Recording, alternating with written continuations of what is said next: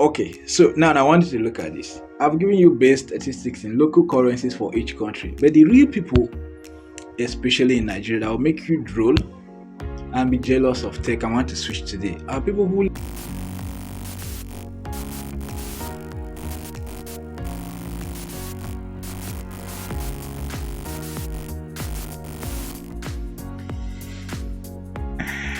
Hi guys, so it's your boy again, Henry, and I'm sorry I've not uploaded video for a while. I understand so many persons have been subscribing to my channel without even seeing fresh videos, and I'm grateful for that. I say so many, I think I'm currently just above 400, but I appreciate that is a lot for me, especially because, as I said, I think apart from the fact that I try to put up something that is useful to you guys, I'm not so invested yet to deserve so much loyalty. So I'm grateful for that. And I would have been much more invested. I was supposed to be uploading a video per week or a video every 2 weeks, but my exam got very close, and apart from the date of the exam becoming very close, the exam period was so turbulent. So many factors didn't want me to write the exam, so it was difficult to write the exam, not because the questions were difficult, but because the circumstances leading to the exam day were almost trying to be beyond me. But I think I put through, and the exam has been written. Results we're expecting June 15th, and you should wish me luck. Yeah, so apart from that, your boy moved too, so yeah, okay. So this is a different background. I'm still trying to find a proper background in my new place to make videos. I think I have one, but I'll need a stand. I'm working on that. But your boy moves, and yeah, your boy is the first year surgical resident in Nigeria. Yeah, so I got residency in one of the teaching hospitals, federal teaching hospitals in Nigeria. And one of my friends thinks that the country might be bribing me to stay, but unlikely that it will work. But let's see how it goes. So yeah, that's the update, and that's why I've not been uploading videos since I came back over a week now from my exam. I had to travel out. I had to travel out of the country to do the exam. Those are part of the turbulence of the exam period. So since I came back, I've been unable to still make videos, partly because of should I call it exam result anxiety. That will be out June 15th, so you should wish me great luck. Yeah, am I scared? I don't know. Yeah, I might be terrified a bit, but it didn't go bad. It didn't go so well. Exam always give you reasons to. So let's see. When it comes, we'll move from there. We'll know what to do. But in the meantime, I'm back, and I'm trying to settle into my job again. I finally get the opportunity to teach medical students, which is like one of my big passion. All right. So while I was coming back from Ghana, at Lagos, my friends held me down to. They wanted to show me around the city, considering that even though it's my country and not one of it is actually the most popular city in my country, I think. I still have not been there before. So they wanted to show me around and all of that. So one took me to a lounge in Lekki Phase 1. It's I think one of the better areas in Lagos. And it was impressive, yeah. And while we were there, I took some pictures. I had to carry my system to work because I had editing jobs to do that I was lagging behind on because of my exam that happened the week prior. So I had to be working even while going to have fun. So my friend took some shots of me with laptop, and it looked all techy. You know how these tech guys behave. So I had to post it, and yeah, I made some jokes, and from there just sampled people's opinion. I just put a tag like maybe I should switch to tech. Like not 99, it's more than 99%. Everybody that responded encouraged me to switch to tech. That it will suit me, it fits me, everything. Apart from one person, and that one person said that tech is full time, and that I love medicine too much to succeed in tech. And his statement got me thinking about the whole career switch that has been happening and that will continue to happen. And yeah, in this video, I'm going to tell you why you should not switch to tech. So my thought basically rested on why do people switch, especially to tech. In Nigeria, it is. I don't think it's only in Nigeria, but at least this is my country. This is one I understand. So it is very, very, very loud. Okay, it's as loud as people switching or getting involved in affiliate marketing. So like a new thing. Then we call it the new oil. Okay. And I began to ask myself, why do people really switch? Why are people switching? Why do people advise you to switch to tech? And okay, there are some reasons we can really talk about, like money, okay, like passion, and like looking for, should I call it, a good work-life balance, all right? And then peer pressure is there, and then etc. So usually for doctors or health workers, the order I think of the arrangement will be money, all right, then work-life balance, and then probably peer pressure. So only probably few we switch to tech because it is their passion, or we switch to tech because of what now, any other thing. So but usually at the forefront is money, and since money is the major reason, I felt it needs to just do some research, something I knew before, but I felt, okay, let me be able to research and bring the data, since I'll be sharing with the people, so that we'll have should I call it a better confidence in what I'll be saying. Yeah, so do tech people really earn more than other professions? That's the research. Are you better off working hard on your current career and becoming a senior level person in your current career, or should you switch to tech? And if money is the reason, if we're talking about passion or other reasons, then I'm going to probably comment on that at the end of the video. But talking about money wise, is it worth it to switch to tech? And when we say tech now, I'm looking at some people working in tech as employees, okay? Because that's the dichotomy we need to create whenever we talk about tech. Entrepreneurship is different from working as an employee in tech or in any other company, in any other industry. As a matter of fact, a successful entrepreneur is always richer. A successful entrepreneur is always richer than the employees in an industry, in a particular industry. So yeah, a tech entrepreneur is not who I'm talking about today. The way I'm not talking about a medicine entrepreneur, okay, that has chains of hospitals. I'm talking about the guy that works as a doctor in a hospital and gets paid at the end of the month, and the guy that works as a software developer and gets paid at the end of the month. Is there any significant financial advantage tech has over other disciplines in the light I have painted it? I'll give you some statistics. All right, so statistics, right? But I feel I need to state that this is not a video to bash tech. Reason being that there's no point bashing any industry in the first place, and I feel I'm in tech in my own right anyway, a little bit of it, yeah. So, but if I want to be in tech, that I will not be saying I'm a tech bro, I will need to do more. So, but I think I earn small money from things that are still tech related, and I know how good the industry is.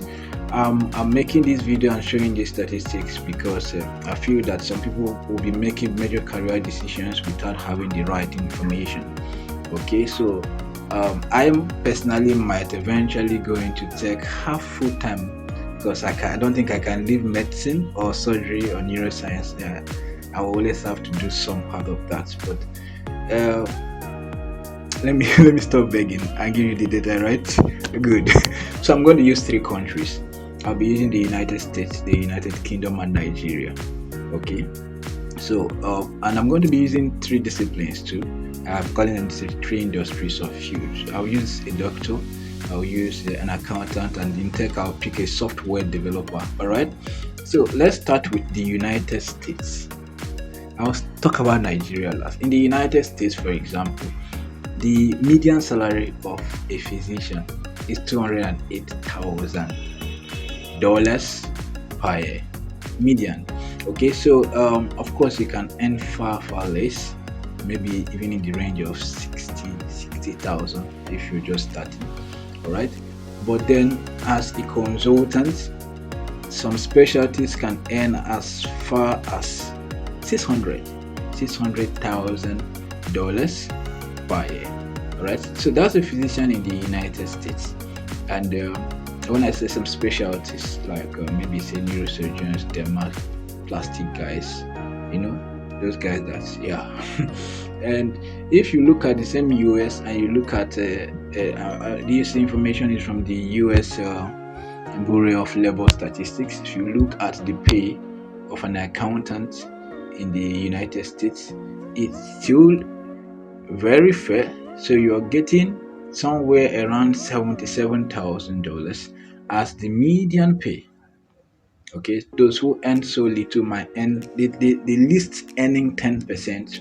An accountant in the United States who earn less than 47,000 per annum, and the highest earners who earn somewhere around more than 110. Yeah, more than 110 thereabouts per year. That's the highest earning 10%. All right, so and then you come to software developer that have picked from tech, and then you see that you're looking at a median salary of around 84, and the least earning will be earning less than 65,000. The highest earning will be earning more than $170,000 per annum.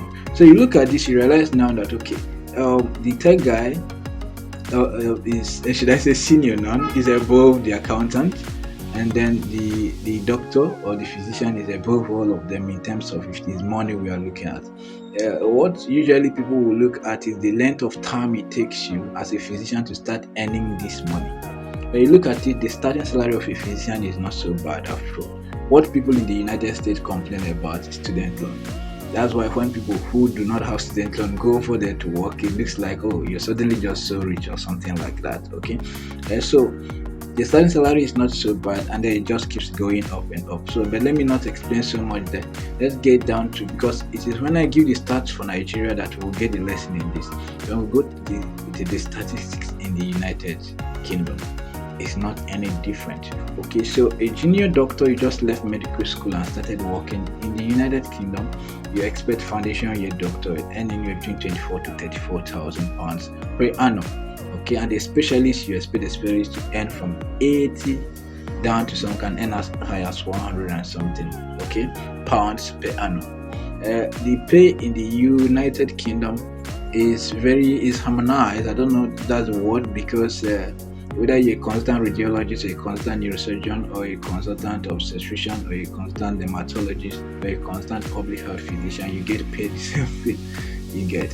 So that's how it works, and that's how it works in Nigerian health system too, unlike the United States where there's privatization and all of that. Okay, so that is what the salary of a doctor looks like in the United Kingdom. And then you talk about the salary of an accountant in the United Kingdom, and then you're looking at around 46,000 as median salary, and the range of salary is 23 to 84,000 for an accountant. Then look at that for a software developer, you're looking at between 20 and 120. Okay, so high earners are earning from 120, around 120. Low earners are earning as low as 20,000 per annum. So it looks more like both the software developer and the doctor are in the same range in the United Kingdom. Okay, but look at again what I mentioned before. The time it takes for a doctor to start earning that kind of money is probably what, when you factor it in, the time cost for money, that's what I'll call it now. When you factor it in now, you realize that okay, there's an advantage. But I'm looking at the figures, the money as it is. But then when you come to Nigeria, that's when you notice a huge difference.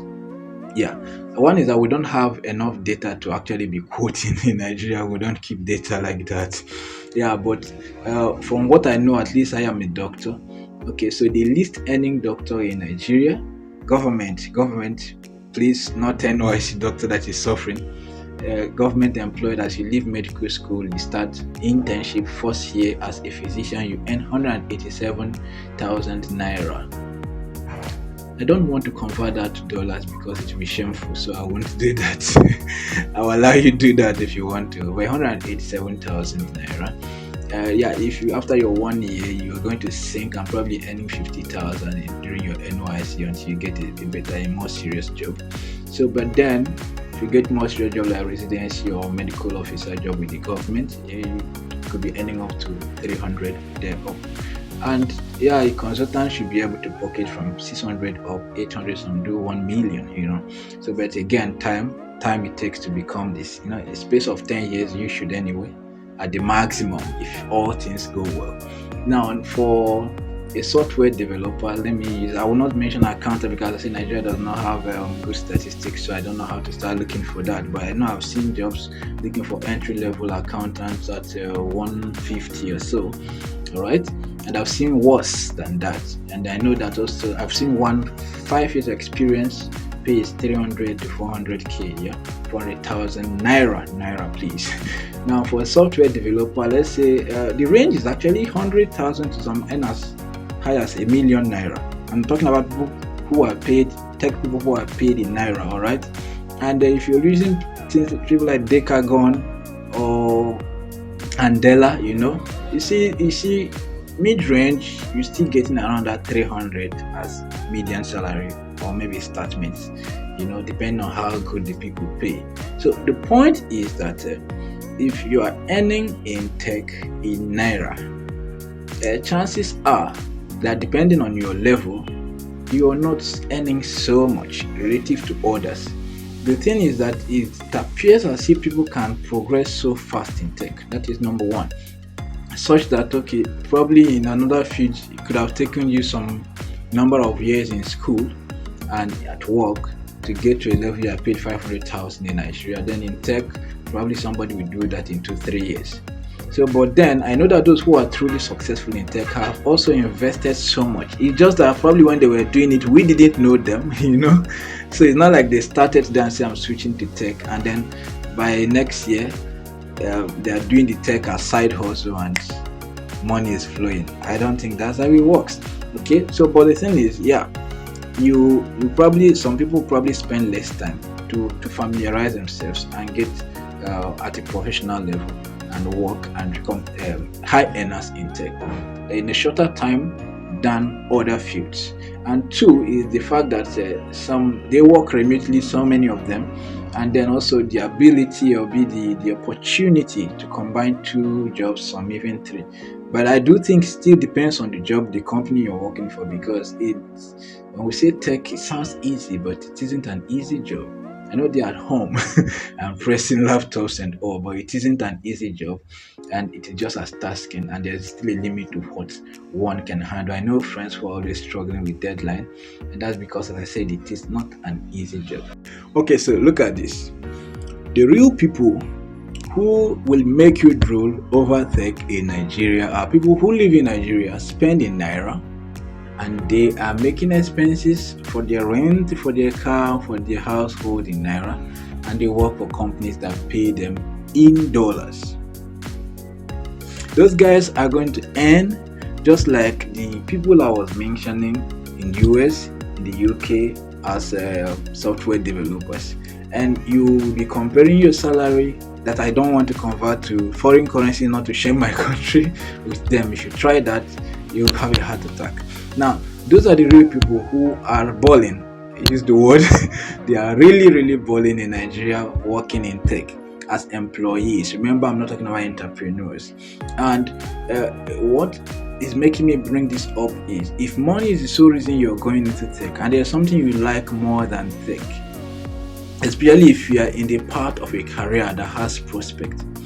Realize, let's say for example, you're a doctor or you're a nurse and you're planning to migrate out of the country. You wish to migrate, you don't have a certain reservation about migration, and then suddenly you are thinking, okay, what if I just switch to tech?